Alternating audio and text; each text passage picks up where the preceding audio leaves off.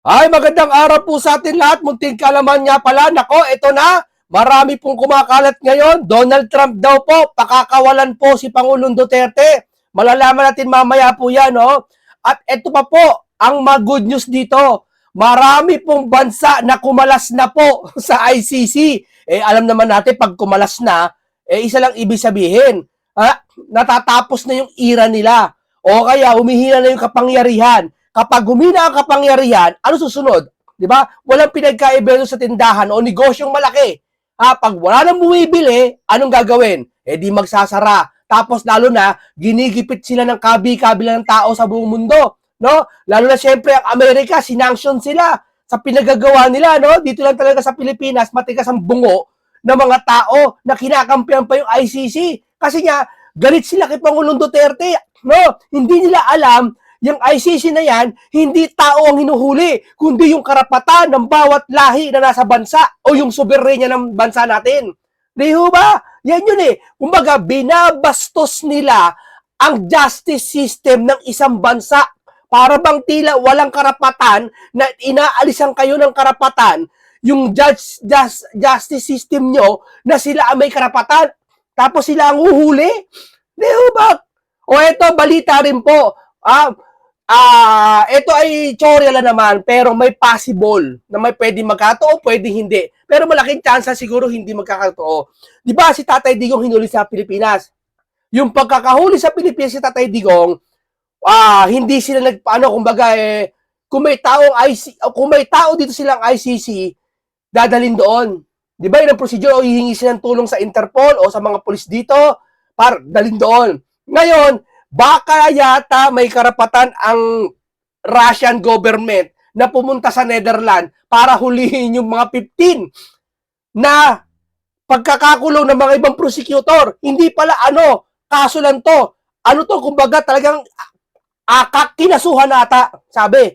Ibig sabihin, pag kinasuhan na, may dadamputin na. Baka mangyari, hindi ko alam kung ano jurisdiction ng Russia o ng European doon sa bansa ng Netherlands. Kung sino ba kikilos, Amerika ba o si Putin na ipadadampot ang mga ICC? Kasi mamaya mapapainggan natin mamaya, no? Eto, bibigyan ko kay sample, no? Marami kasing kumakalat ngayon na sinasabi si Donald Trump daw ay pakakawalan etong si Duterte. Dahil alam naman natin, pero magulos dili po kayo, magulos dili po kayo. Wala po kasing kinalaman yung ginagawa ni Trump sa ICC na pang-sanction o sa ano pa man, na dahil sa si tatay daw hindi nag-interim release, hindi po, nagkataon lang lahat po yon. Baka kasi maligaw kayo, lalo mga DDS baka maligaw kayo, magamit na naman sa inyo yan ng mga pinklawan at mga loyalista. Alam nyo naman yung mga yan, nag-aabang lang yan. Yung iba dyan, tanim fake news para kagatin ng DDS, pag kinagat ng DDS, babakbaka nila DDS ngayon, di ba? O ito, kasi baka isipin natin, nang dahil sa lahat na nangyayari ngayon, pag-cancel ng passport, pag-cancel ng etc. ng bangko, pang priest, baka iniisip nyo may kaugnayan to kay Pangulong Duterte kaya ginawa ni Trump to. Hindi ho. Alam nyo naman kagahapon, tinapik natin kung bakit ginawa ni Trump to. Dahil sa 2029, may mga possible na maaaring si Trump ay mawala sa posisyon na si Trump hulihin. At syempre, mga kaalyado niya na nakaupo, hindi sa hindi nakaupo kasi si Duterte hindi na nakaupo. Maaaring kaalyado niya si Duterte dati, pero hindi na nakaupo ngayon, no? Ngayon, hindi ko kayo dinidiscourage hindi sinasabi ko lang yung real talk na pwedeng mangyari. No? Kaya hindi malabo po na si Pangulong Trump ay mag-utos na pakawalan si Duterte. Yung nangyayari ngayon, pumapabor lang kay Duterte. Bakit mo? Kasi may mga possible kapag nagiba o natibag tong ICC, mawawalan ng priest, mga chore lang to ng bangko, ng pera sila, maaring hihina ang ICC. Sa paghina nila at mga bansa nag-aalisa na, maaring wala na sila ibang kliyente kundi si Duterte na lang. Ang makakaisip sila ngayon ng interim release. Kasi kabi-kabi lang ginigipit sila di ba? Yun ang possible lang. Pero yung ginawa ni Trump to walang kinalaman po si Duterte. Pero dahil po sa ginagawa ni Trump, makaka-apekto kay Duterte. Yan ang tama. Gets nyo? Ulitin ko. Yung ginagawa ni Trump ng lahat ng ito sa ICC, walang kinalaman kay Duterte. Pero yung ginagawa ni Trump na to, may epekto kay Duterte. yung sinasabi ko sa iyo, maaring mapakawalan si Duterte sa anumang oras pag ito lumala ang kalagayan ng ICC laban sa iba't ibang bansa. Katulad nito, ito kasi, ito yung dating post. Ito. Hindi, nakarapon lang to kapon. Posible kaya o sadyang nagkataon lang ang mga pangyayari? Siyam na ICC official pinatawan ng sanksyon ng US dahil niya ba sa pagbasura ng interim release ni former President Duterte? Marami nagsasabi na posible naging sanhi ng pagbasura ng ICC interim release si PRRD kung kaya't pinatawan ng sanksyon ng mga ito. Ngunit marami din na nagsasabi may ilang kadahilan ng administrasyong President Trump kung may binigyan ng sanksyon ang official na ICC. Sa kabila ng issue, naglabas din ng warrant of arrest ang President Vladimir Putin upang madakip ang mga judges ng mga opisyal ng ICC. Ayon naman sa Vera Files, walang basihan upang depensahan ng President ng Russia at US si Duterte upang palabasin ito. Mapalabas ito. O yun, malinaw po ha. Kaya wala pong utos si Pangulong Trump na sinasabi kasi nag-utos na daw si Trump. Yan na naman, tanim fake news na naman. Gagamitin na naman to ng mga administrasyong Marcos at kakahul na naman si spokesperson doon ng Malacanang na talakera. Ha? Baka gamitin na naman to. Huwag yung gagamitin tong na nag-utos daw si Pangulong Trump. Hindi. Wala pong kinalaman dito. Ito talaga, sadyang ang pinakamagandang salita nito, karma lang talaga ng ICC to sa kanila. 'Di ba? Kaya malaki din possible na pwede mapakawalan si Duterte kung magipit ang ICC sa nangyayari ngayon. 'Di ba? O kaya mag-utos si Trump talaga na buwagin na 'yan. O pag binuwag na yan, saan dadalhin yung mga nakakulong? Eh di syempre, i-release na 'yon at sa kanya-kanyang bansa na yung pauuwiin at doon ikukulong. Kung si Duterte, dito papauwi niyo, dito ikukulong. Di ba? Dito jurisdiction ng Pilipinas 'yon. Maaaring ganoon ha, pero wala pa tayo doon, no? Sinisigurado lang natin sa inyo mga kababayan. O ito pa. Ayan no, binatikos ni Trump tong mga hindi, wag na to. Yan yun na yan. O ngayon, dito tayo sa Venezuela. Ito yung sinasabi ko sa inyo, nag-withdraw. At marami pang bansa nag-withdraw ha. Venezuela, kakalas na rin sa ICC. Nagkaisang inaprubahan ng National Assembly ang Venezuela ang pagbasura sa batas ng ratipika ng Rome Statute habang nagbukas ng formal na pag-alis ng bansa International Criminal Court. Ayon kay Assembly President George Rodriguez, kaalyado ni Pangulong Nicolas Maduro, agad na magkakabisa ang desisyon at inaasahang lalagdaan ito ng Maduro upang formal na ipaalam sa ICC ang pag-withdraw ng bansa. Sa sesyong, ang alam ko, ang Pilipinas nag-withdraw pero may karapatan pa rin sila eh. Akala mo kung sino nga itong mga to, di ba? Nakahanap kayo ng katapat kay President Donald Trump, di ba? Pati kay Putin. Di ba? Buti niya sa inyo. Pwede mo sabihin yung buti niya sa inyo? Sa sensyong assembleya, iginit ni Rodriguez na ipinapakita ng hakbang ang umano'y kawalang silbi ng pagiging sunod-sunuran ng ICC at inaakusahan ng korte sa pagkilos ng pabor at North American imperialism. Ang Rome Statute ang isang kasunduan noong 1998. Ang nagtatag ng ICC at nag-aatas ng mga kausaping estado ay makipagtulungan sa mga investigasyon sa international crime. Sumali ang Venezuela sa ICC noong 2000. Di ba? Wala kayong karapatan no? Venezuela, kakalas na rin sa ICC. Marami pa pong bansa po. Mamaya, malalaman nyo. Marami pa pong bansa kakalas. So, ganito yan. Pag sabi ko, isang tindahan, pag wala nang bumibili ang isang negosyo, anong ginagawa? Ang mall, wala na napasok sa mall, wala na nabili masyado, nagsasara na. At yung mga kaalyado ng mall, pag nagsara yun, syempre, laya na lahat. Wala na eh. Di ba? Hindi na pwede ipasa yun sa ng Netherlands, sa kulungan ng Netherlands. Aba, wala silang batas dyan. Di ba?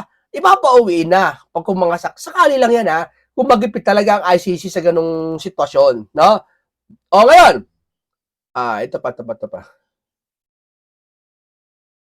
Oh, pahinga natin to sila, kung ano ba nangyari talaga? Ito pahinga natin, ha?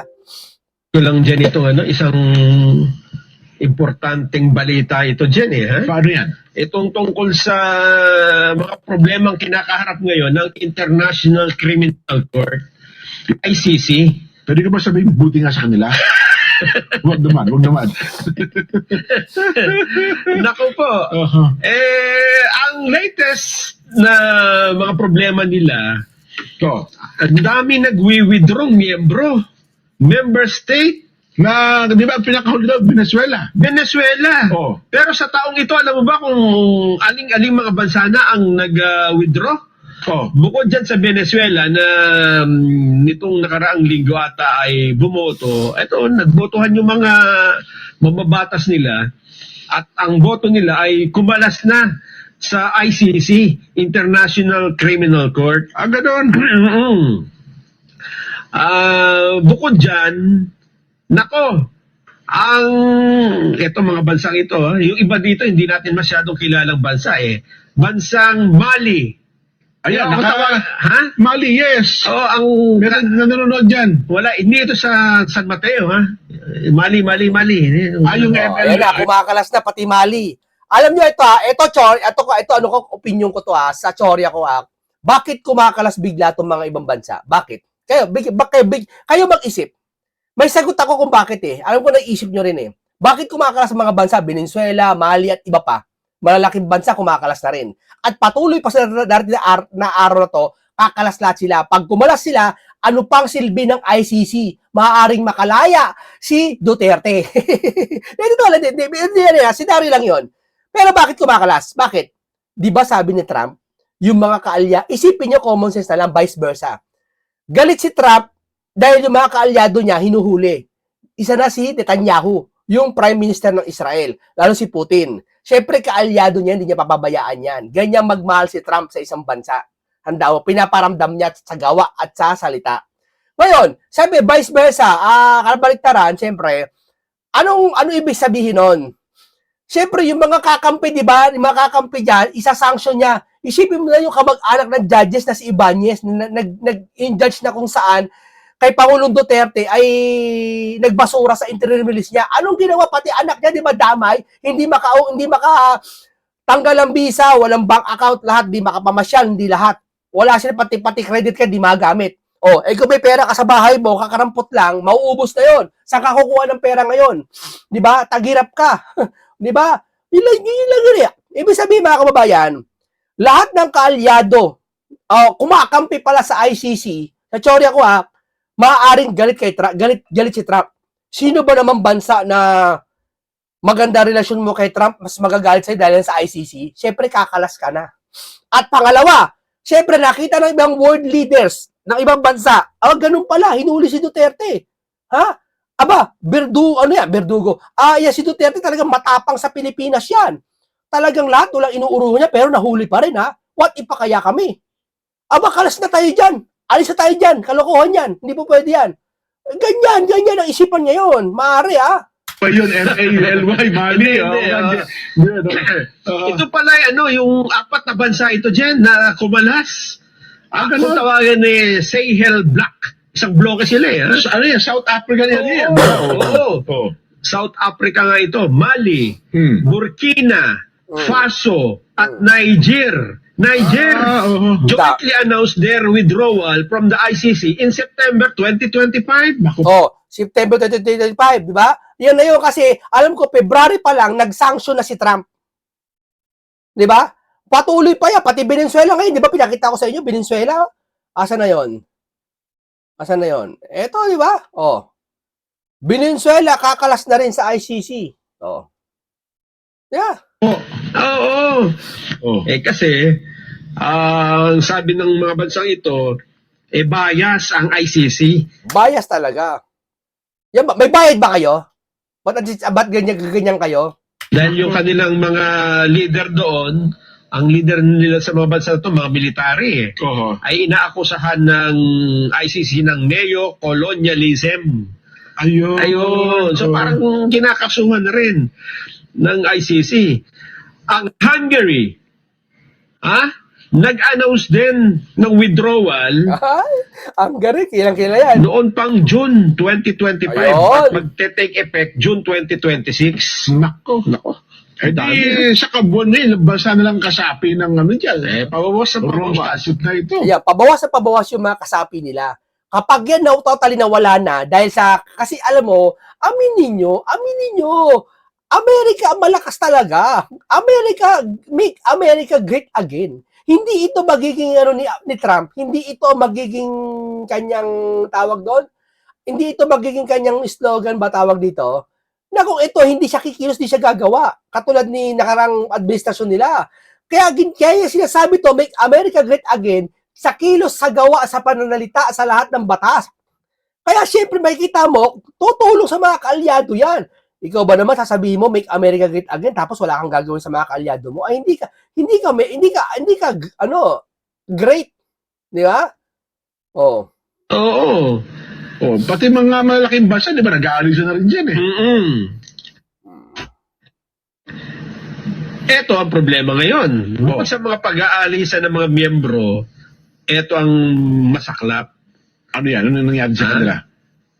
Nako, ito pong in-announce na sanction ni US President Donald Trump sa ICC ay nararamdaman na ng mga Yan, nararamdaman na.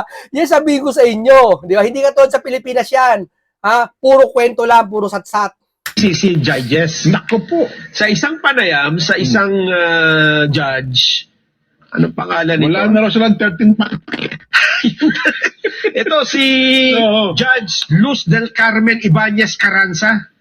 Isang, Pati Carranza, di ba? Attorney sa atin yan, sa Attorney Carranza. hindi, taga Peru ito. Peru. Yan yata. Siya.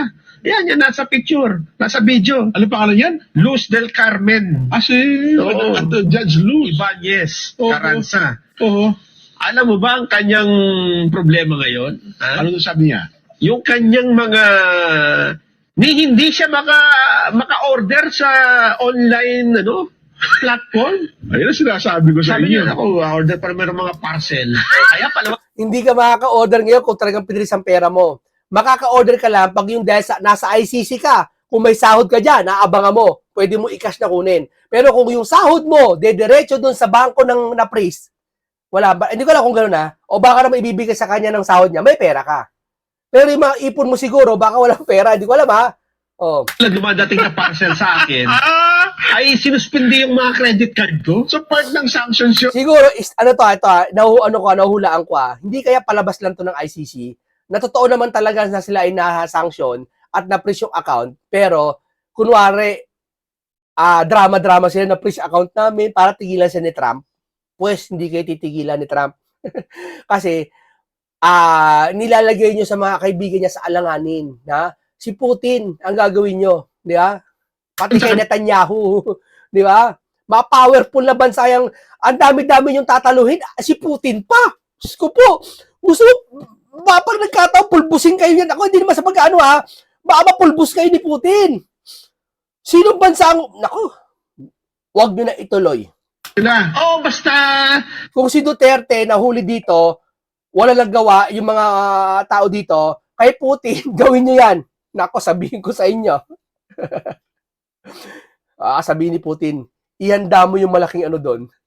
Malaking missile. Joke lang. basta, nasa kapangyarihan o nasa power ka, jurisdiction ka ng American government, halimbawa, bangko ka. Oo. Ang opisina mo meron sa European Union, di ba? Sa Europe kanila, di ba?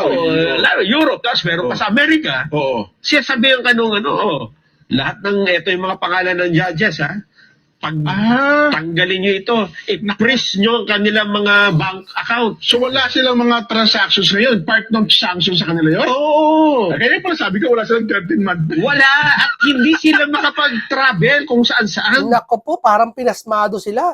Walang travel, no walang shopping, walang ano to. Di para kayo nakakulong na rin ng konti. Di ba? Ayan. Yan, ramdam nyo na si Trump ngayon. Yan na. Pero wala pa rin kinalaman din si Duterte sabi ko nga sa inyo hindi para pakawalan ni Trump si Duterte. Pero yung ginagawa ni Trump, maaring mapakawalan si Duterte. Yan ang nakikita ko. Nakwento ko naman kayo na Hindi sila makaalis. Yan ang sinasabi ko sa Pati inyo yung mga ngayon. negosyong sumusuporta sa ICC. Kasi nga titigil na di ba? Binabalaan ni Trump yung mga Oo. nagbibigay ng suporta sa kanila O, di ba? O, sino ba binibigay suporta diyan?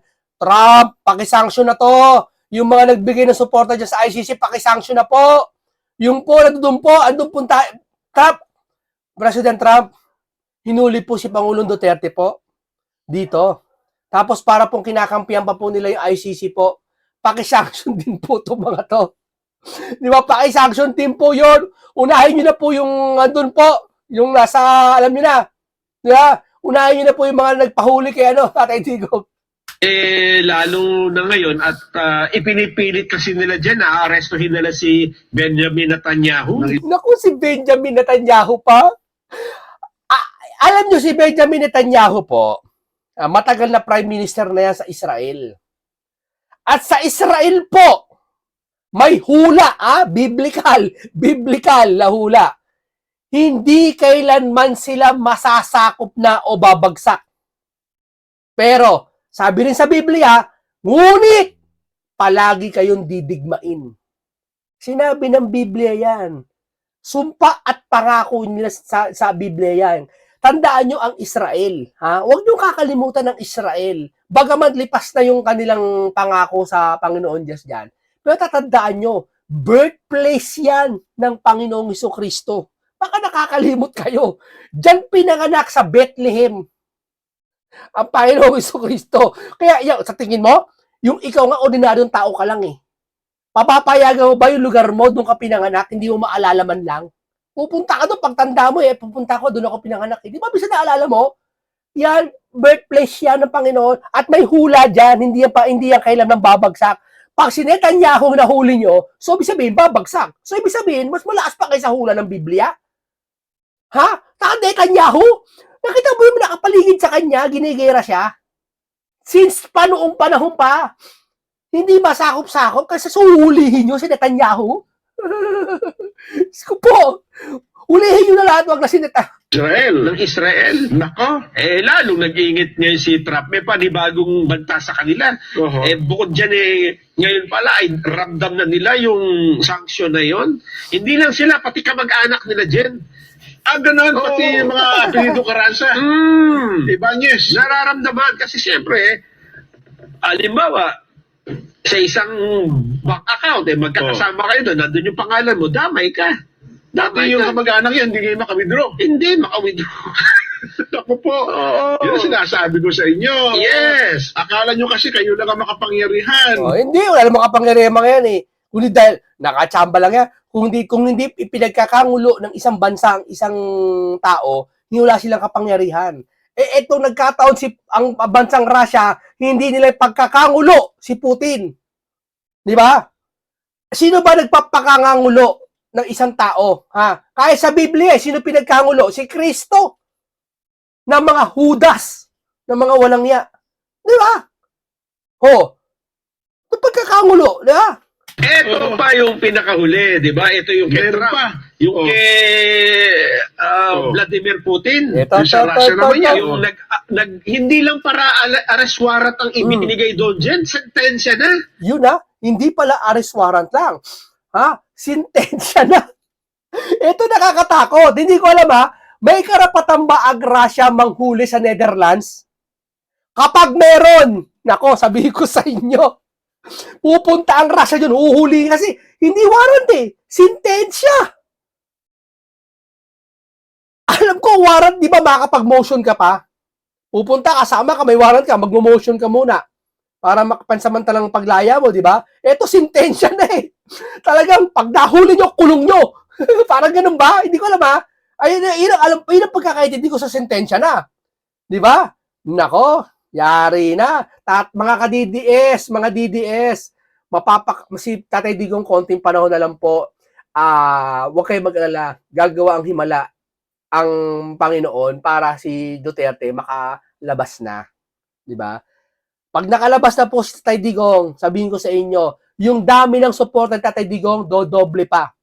At yung mga administrasyon, paranoia ng sobra-sobra, hindi nila alam anong gagawin nila. Pati yung matitrililing talaga ng sobra-sobra. Sabihin ko sa inyo. Ano sentensya? Hindi nila to ba kontra-kontra? O bakit niya wala mga pinklawan? Mga loyalista sa salita kay Trump na mali siya. Bakit? Bakit hindi sasalita? Baka kasi i-sanction kay ni Trump dyan sa kinalalagyan nyo. Di ba? Kaya nyo banatan yung presidente, kaya nyo banatan iba-iba. Bakit si Trump, di nyo kaya anuhin? Ano yan? Inintensyahan ng Moscow Court ang ICC prosecutor na si Karim Khan Nako yan, matindi ang Karim ka na yan. at ang 8 pang ICC judges Oh. na makulong ng 15 taon. Nako, sila pa ang ikukulong ngayon. 15 years kasi pinapakulong nila si Vladimir Putin eh. Oo. Sabi niya ng Russia, teka, anong kapangyarihan niyo para ipakulong ang presidente namin? Then, hearing ngayon sa Moscow. Oo. Yan na. Ayun, Hearing in absentia. absensya. May kaso sila ngayon sa Moscow. Oho. Ngayon, Jen, hindi sila maka-travel sa mga bansa na malamang may Russian authority. Nako, halos magkakatabi yung mga yan, di Ayun ba? nga, oo. Diba? Hindi Oo. mo kasi alam. Halimbawa, Jen, ito, bibigyan na example. Oh, sige. Si Pangulong Duterte. Oh, yan, oh. Nakakulong ngayon sa kanila, di ba? Wala namang polis dito ang ICC, di ba? Oh, wala. Wala. Kaya nga nag-coordinate sila doon sa Interpol, eh. Biglang dinampot, sinakay ng aeroplano. Oo. Okay. May question ba sa Pilipinas? Wala. Wala na ngayon, ando na eh. Kaya ibig sabihin, mga ibang bansa, may question ba? Wala kung May magpasyon. gobyerno ba nagsasabing, ba't yung ginanyan? Hindi. Oh. Therefore, pag inaresto ng Russian ang mga ICC judges, kahit sa Netherlands, alam, biglang dinampot. Oo. Sinakay ng aeroplano. Oo. Dinala sa Sa Russia, doon sa sa Russia. Oo. O anong questionin natin doon? Iyari kayo mga ICC kayo. Kayo magtatago kayo sa Russian. Dito to, siya sabi niya, kung dito walang sumaway na si Pangulong Duterte dinampot dito at tayo nagtitigan lang lahat, pati ibang bansa, malamang hindi ko alam kung may jurisdiction ng Russia doon sa Netherlands para pumunta ang mga pulis doon at damputin yung mga sintensya na sabi. Kukulong kayo sa Russia ngayon. Di ba? Aba, mahirap yan. Tapos bubuwagin ngayon ng ICC yan. Di ba? Mga ganyan. Naku, yari kayo niyan. Ano gagawin? Di ba? Korte rin nila yung nagpapasya doon, di ba? Oo nga, no. Hindi ba? Lalo ngayon, kasi sa kanila, ladlak lang yan, tatawid ka lang ng border. Sakay ka lang sa motorsiklo, di ba? Oo. Oo. Yan ang Oo nga. problema ngayon ng ICC. Nako. Matindi Ang laki ng problema nyo, ICC, sabihin ko sa inyo. Di ba? Malaking problema talaga to kung sakaling pwede pala yung Russia na pumunta sa Netherlands, ha? Para arestuin yung mga yon. Ay, nako, laking problema yan, sabihin ko sa iyo. Ang laking problema niya. Siguro kung mag-init pa ulo ni Putin, ayaw talaga paresto. Ayaw nyo. Hindi totoo wala, ayaw nyo. Ayaw nyo ng magandang usapan. Ayaw nyo ng paresto yung mga ICC na yan. O, ganito na lang. Sabi ni Putin, sinari lang to, dito totoo ha. Halika. Ihanda mo yung 10 missile ko doon. Ihanda mo yung 10. At yung yung mga soldiers natin, ihanda mo na mga 100,000. Hindi naman, joke lang. yung impact ngayon ng pangyayaring ito, Jen. Sige, ramdam nila kayo ng pangyayari. Ano kaya? Alam nila. Magiging pressure kaya ito? Ano kaya magiging epekto nito sa kaso ni Pangulong Digong? Tsak, merong epekto yan. Meron. Hindi maring wala. Oo. Lalo't lalo na at yung prosecutor nila, yung Karim Khan na Yan, totoo yan. suspendido ngayon, Oo, may kaso yan, di ba? meron siyang sexual misconduct Yan. na kaso. Oo. Ito po ay dininig na ng United Nations. Ang nagdinig dito isang UN-led investigation team. Oo. Meron na raw pong findings pero hindi inilalabas, confidential pa.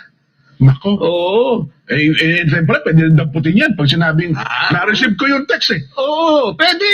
Ano ba sasabihin? Kinopya lang namin yung Pilipinas eh. Oo. Oo. Ganun din ang ginawa niyo sa kanila eh. Oo, group effort to. Paano ko sinabihan ni General Torre? Oo, arrestin ko si... Iko-commission ka ng United Nations. Okay, iko-commission ka ng Russia. Oh, yan. Arrestuin mo si Judge ganito. Oh. Naku po. Ikaw ang i-hire namin sapagkat magaling kang gumamit ng mga Ng mga telepono Ng bilang mga- yan, arrest oh. warrant. Yan, oh. Ang daming problema. Ayan. Oo, ng ICC. Yari kayo ngayon. Kaya ngayon ay... Saya-saya. Tatay Digong! Konting tiis na lang po, Tatay Digong. Palipasin mo itong bagong taon na ito at Pasko nyo. Palipasin mo na, pagbigyan mo. Ibigay nyo na sa kanila baka January, February magkaroon ng himala at alam niyo na, masanction na matuloy na masanction to mga ICC na to, di ba? Hindi natin Paano ba naman kasi mapapapayimbabaw? Kala mo kay lilinis? Di ba? Against crime humanity kayo? Ha? Yung kamag-anak, kaibigan ng Pangulong Duterte, dadalaw doon si Senator Marcoleta, hindi nyo pinayagan? Gano'ng kalupit kayo? Kayo ba may-ari ng puso ng tao? Parang nagpapakapanginoon kayo alam kung ano mangyayari. Tapos, ang problema pa ng ICC, mukhang wala nang nagko-comply sa kanila ng mga member. Wala na. Example, yan ha. Ubus na kayo, ubus na. Putin. O, Russia. Last year, bumisita ng Mongolia. Okay. Ang Mongolia ay miyembro ng ICC. Okay. Si Putin may arrest warrant. Oh, dapat, kumaga, inaresto nila. sa Arrest Mongolia. yan, dadalhin sa Oo. dahig. Hindi kumibo ang Mongolia. Yung aaresto pala, Mongolian. May warrant of arrest na ang ICC at pinahuhuli yata sa mga Mongolian. Inutusan pa yung mga Mongolian, aresto yun si Putin. Tuloy! Hindi kumibo. Oo. Ang sabi ng ICC, teka muna, may findings yung ICC non-compliance. Non-compliance ang Cambodia. Ang Ang Mongolia, hindi sumunod. Oh. Hindi nila inaresto si Putin. Siguro sabi ng Mongolia, sige nga kayo nga umaresto. Baka pag inaresto namin to, maging pulbos ang Mongolia. Totoo talaga. Di ba? Bakit yung mga ICC hindi nyo kayo gawin? Ba't yung pinaparesto sa mga Mongolian? Ba't yung pinaparesto? Sa tingin nyo, gagawin ng Mongolian yon? O sige, may arrest warrant na aarestoin natin si Putin. Arrestoin nyo si Putin? Ay, Diyos ko po. Mongolian! Nako. Senaryo. O sige, aarestoin si Putin ng Mongolian. Dami. Ha? Tapos, baka bukas headline. Di ba? Nagkatunaw-tunaw lahat ng yung mga di ba? Yung mga bansa, di ba? Paapulbusin. Oh, ayan ang problema ngayon ng ICC. No, isang araw nanonood ako sa YouTube. Oo. Alam mo bang ang Russia pala isa sa may pinaka-dangerous security. May mga pinakamagagalit, pinakamapapanganib na mga security. Nakita nyo buong Russia sa taas ng mapa? Huwag ko man ang taga-Mongolia, pag inaresto ko yun di ba?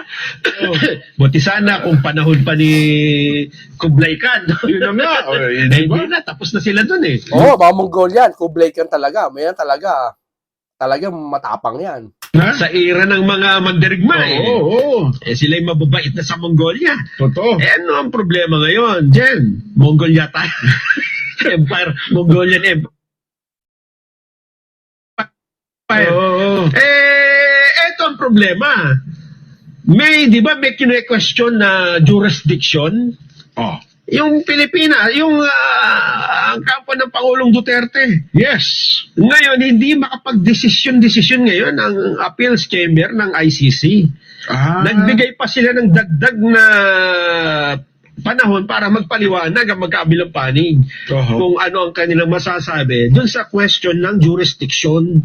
Kasi di ba ang question dito, ipinail nyo yung kaso, wala nang, hindi na kami miyembro ng ICC. May technicality problem nga yan. Totoo ka. Kasi sabi nila, ang effectivity dapat yan. Kung nag-resign kayo, 1 year after, ilagpas na rin ng 1 taon. Ilagpas na rin 1 taon. Diba? Tsaka nyo, pinagana yung kaso, tsaka nyo na-file. Ibig sabihin, hindi nyo na kami miyembro. Ayun ang magiging problema nila. January 16 ang deadline ng pagpapile nung komento dito. Ako, nangagamba dyan, Nelson, baka sa mga susunod na taon, pati mga judges na yan, mag-resign na sa ICC yan. Amare. Kasi kung hindi ka na makasweldo, ba't ka pa, di ba? Oo, hindi ka na ba't ka pa mamanatili dyan? Buwagin na ang ICC na yan. Ang problema nito dyan, halimbawa lang kasi ang sinasabi lang ngayon ni Trump, puti yung Netanyahu tsaka yung sa Israel baka biglang masabi niya, pati Duterte. Hindi, possible. Kahit sabihin natin si Trump, hindi masyadong, hindi na si Duterte ngayon, pangalawang term na niya, possible. Pwede. Pag yan sinabi talaga, pakakawalan nila yan. Eh talagang, Amerika yan, Amerika yan. Huwag niyo naman, huwag niyo maliitin yan. Di ba? Kayo naman, di niyo kilala Amerika. Trump yan, Donald Trump yan. Idol yan eh. Kasi my friend Duterte, di ba? My friend Duterte. Oh, sabi naman ng Vladimir Putin, my friend Rodrigo. Oo. Ay, ano mangyayari ngayon? Oh, Ayan ang magiging problema natin. di kayo tinawagan yung digong, pare, tulungan niyo nga ako. Masyado akong ginigipit. Dapat gusto ko maglabas si Putin ng isang order. Ako chore lang to na magpakita siya ng isang order na si Putin nagsulat. Isang order na kung saan aarestuin na yung mga ICC. Ang saya no? Imagine, magpa-news siya tapos may hawak siyang papel na ito na ang arrest warrant ng mga ICC na aaresto sa akin. Gusto ko ganun mangyari, no? Kailan kaya mangyayari yun? Gusto ko mangyari yun.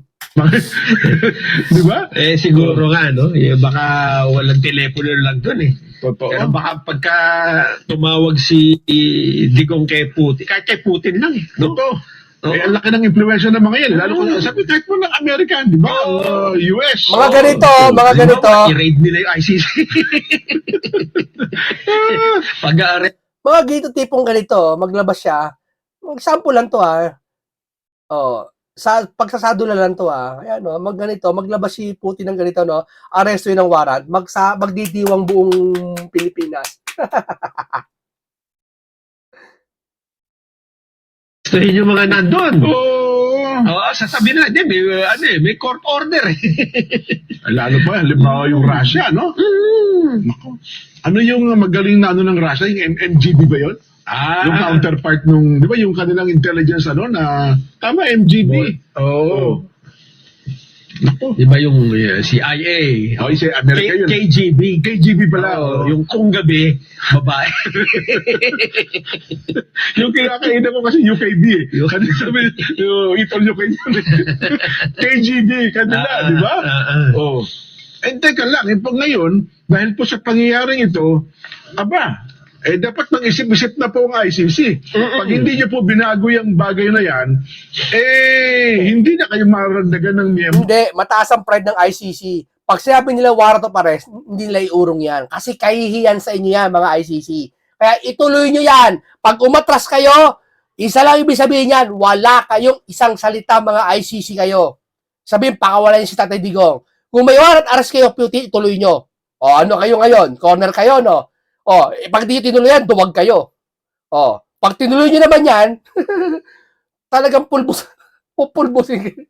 Lalong humihina. Lalong hihina yung po yung grupo ninyo yan. Ang sabi naman ng iba, yan ang mas lalong dahilan ngayon para hindi pakawalan si Duterte. May ganun ba pananaw? Kasi parang yan na lang ang kanilang kanilang trabaho eh. Si Digong na lang. Yan na lang kanilang trophy ngayon eh. Oo. Wala na sila trabaho, si Digong na lang eh. Kaya ang ayayaba, nakaisa lang sila, kanila makapangyarihan na sila. Dating makapangyarihan ng Pilipinas na Duterte, nasa amin na.